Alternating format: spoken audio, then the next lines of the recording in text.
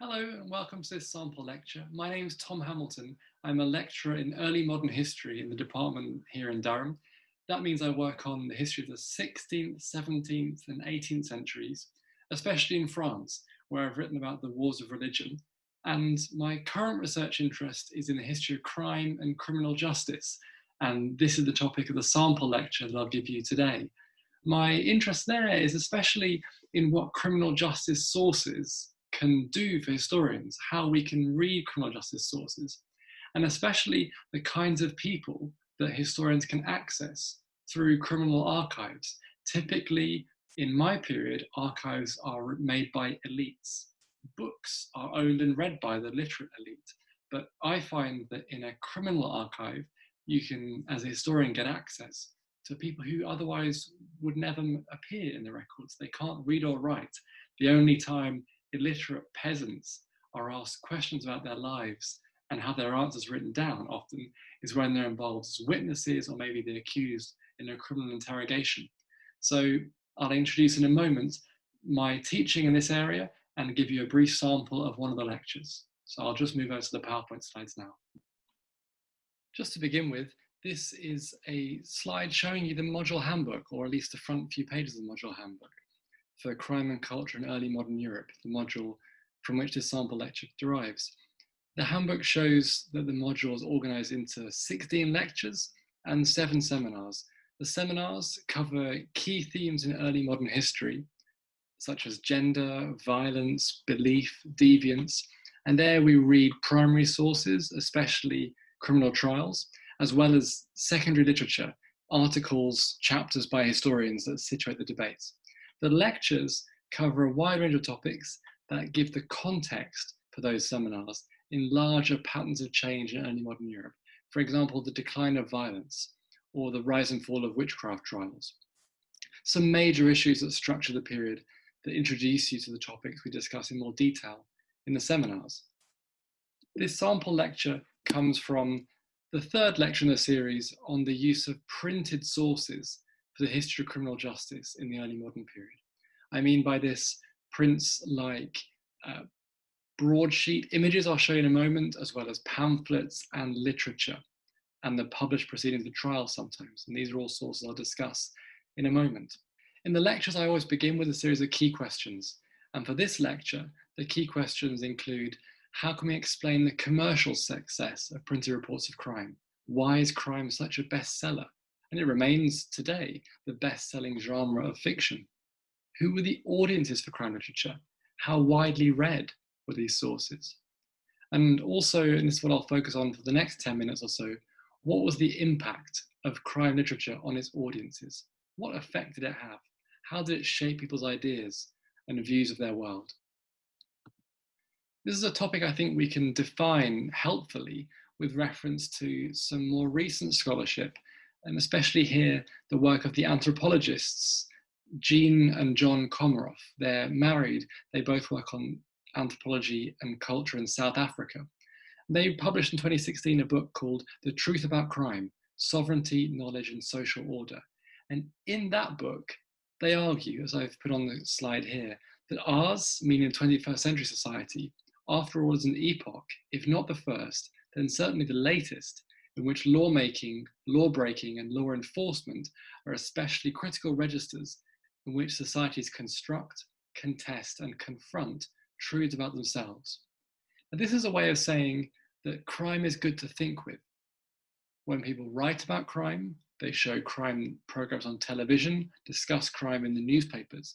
It's a way of presenting and generating ideas about the very fundamental factors of the societies we live in. What are the boundaries of legitimate behavior? And when do we denounce behavior as wrong and criminalize it, label it as deviant? In generating these questions, the Comaroffs argue that when we study a society as scholars, we can look at the way societies represent crime to understand more fundamental aspects of that society. And that's a key point of the whole crime and culture module, that by understanding crime, we can understand the early modern period more widely. And this is, I think, a helpful framework to bear in mind when we look at some examples, as we'll now do, about prints about crime in the early modern period.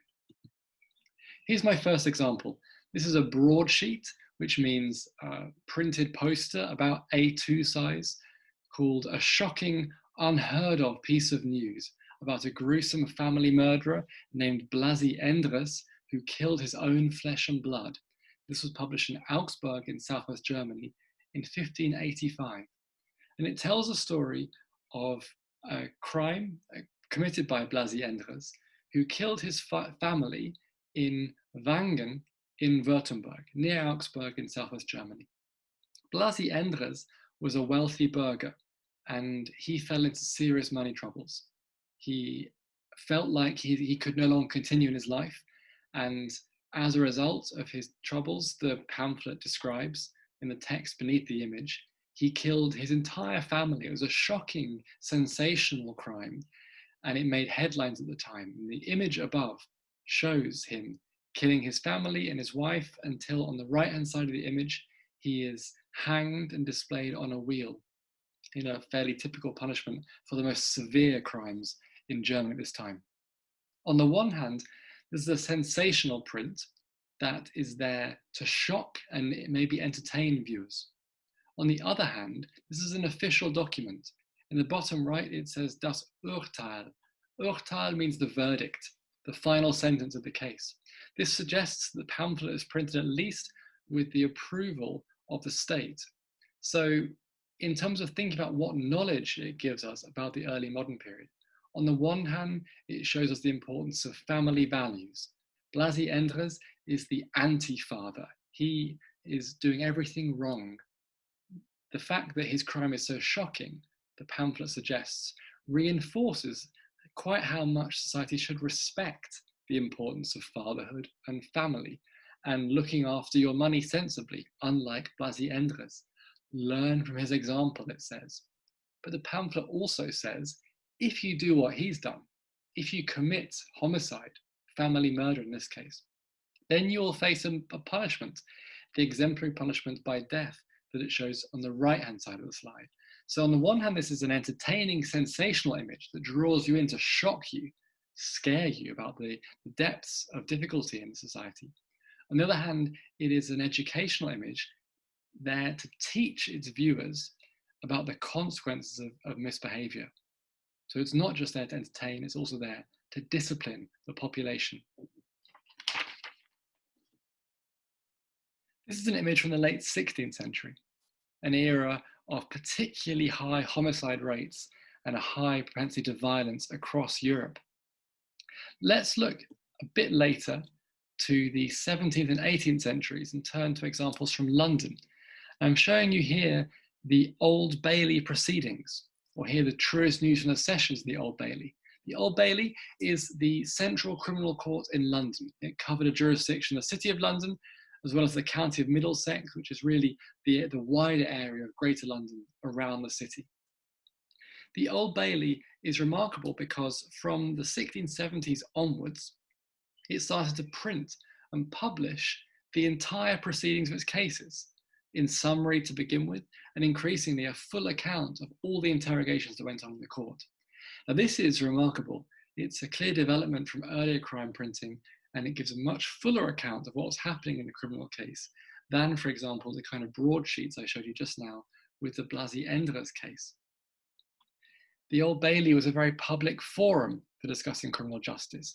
Here is an image of the courtroom where you can see on the left the judges, on the right in the stand the accused, and witnesses around them. You'll see in the back the gallery of the public eager to see what's going on in the courtroom below. They help actually verify that the report of crime published in the proceedings is an accurate one because they were there. They can check what was happening. The prints of the Old Bailey were a sensation. People bought them in large numbers. I just showed you on the previous slide here a publication of select trials at the Old Bailey. This is a compilation of the most famous cases you may have heard of, for example, Dick Turpin, the highway robber, or Jack Shepherd, the prison break. People's appetite to read about crime was really substantial, but what they were reading about in the Old Bailey is no longer the stereotypes of earlier crime print. It's a much more complicated and subtle and I would say, accurate representation of what was going on. This shows that crime print can generate a much more substantial discussion of early modern society by the 17th and 18th centuries than it could in the 16th century. One thing that is remarkable for historians now is that the Old Bailey proceedings are all available online. So I'd highly recommend you looking at the Old Bailey online, not least because this is a source I use substantially in the module, Crime and Culture in Early Modern Europe. It's actually the basis of the first essay students write in this module. They research a case in the Old Bailey online after a seminar that introduces how to use the website, and they find their case and write a case analysis about what that singular case reveals about wider issues in crime and culture in the early modern period. Let me give you a brief example of one of the most significant and interesting cases tried by the whole court. That's the case of Sarah Malcolm, which was tried in 1733. She was convicted of theft and homicide. And her case drew a lot of attention from artists like William Hogarth. I'm showing you his portrait on the left. That painted portrait was then circulated in print. You can see the rosary on the table. She was a Catholic from an Irish family who recently immigrated to Britain. She actually grew up in Durham, so there's a local interest, but she moved to London to work as a domestic servant. But there in London, she got in with a group of people who plotted significant crime. They robbed her master in his house and killed him and other people who lived in the house, allegedly. Now, what's so interesting about Sarah Malcolm for contemporaries and for historians is her defense. She made a really remarkable, unexpected defense, which you can see on the slide. You may want to pause it to read it if you're curious to read it in more detail. You can also look up the trial by following the reference in the bottom right. Essentially, she said, I committed the theft, I confess to that, but I didn't kill them. And you may claim, she said, there's blood on my dress, on my shift, she said. And she said that that blood might look like the blood of her victims, but instead it was not. Because how then did the blood only come on a certain part of her dress and not on her neck and her sleeves? And her answer was that it was actually her menstrual blood. And that was seen to be a really shocking defense in the court. And here's where the trial and its publication is extremely interesting for historians, not just of crime, but also of gender and women more broadly. Because the shock that people had at her defense that the blood was not the blood of her victim, but her menstrual blood, reveals a taboo of society in this period. Generally, it was seen that menstruation was not a topic to be discussed. That should be a private matter. But here was Sarah Malcolm discussing that in the courtroom. Here we can see what was legitimate and illegitimate in the society, what you can and cannot discuss. And the fact that Sarah Malcolm made such a shocking defense, and the fact that she was also Catholic in a Protestant Church of England society, and the fact that she's a woman who killed among her victims men, shows how she contravened ideal images of womanhood. She was demonized in a way. Hogarth's picture in the painting, but especially in its engraved form, makes her look like somebody who seems apparently ordinary, but could turn to become a criminal who was much more of someone to be feared in her society. Sarah Malcolm's case provided a point of debate through which people thought through wider issues of hierarchy, gender, the history of the body, and also religion in their times. So it's a source of knowledge about early modern society focused around one criminal case. The Old Bailey proceedings, I would argue, lead people in the 18th century in England to take a more complex view of crime than they had done previously. No longer are we looking at simply stereotyped cases of people who, like Blasi Endres, meet a dreadful end, although Sarah Malcolm was also executed. By publishing the full details of a case, the Old Bailey proceedings give much more detailed and complex representations of crime that has various effects. One way of measuring the effect of those publications is by looking at crime fiction, including, I'm giving you an example here, of Daniel Defoe's life of and actions of Moll Flanders. Now, Moll Flanders is a fictional character, but Defoe is well known for having used the Old Bailey proceedings to stitch together aspects of crime from real cases. Moll Flanders is a complicated story in terms of its representations. I highly recommend the novel. She marries several times. She gets involved in theft. Her life from the beginning is a difficult one. She's born in prison. Her mother abandons her. But the book doesn't just simply condemn her. It thinks through her problems from different angles. Why in this society did Moll Flanders become a criminal? The answer the book gives, which links together morality, social impact, gender hierarchies, is a much more complex answer than any of the 16th century representations of crime would have given previously. So my argument overall here is that crime is what anthropologists might call a total social fact. Crime as a topic covers all aspects of society, gender, social class. It matters Sarah Malcolm was from a poor family, that she was a domestic servant. It matters that Blasi Endres was a burgher. It covers printed publications, literature, and art history and images. It's a way of thinking through the wider cultural production of the time. And fundamentally, crime is a way that societies learn to think about themselves, how they represent themselves, what image they want to give of their society, what problems they spot. And that means that the sources that societies leave about criminal justice and crime are fantastic sources for historians to think with and to explore the period that interests us. So I hope you found that interesting.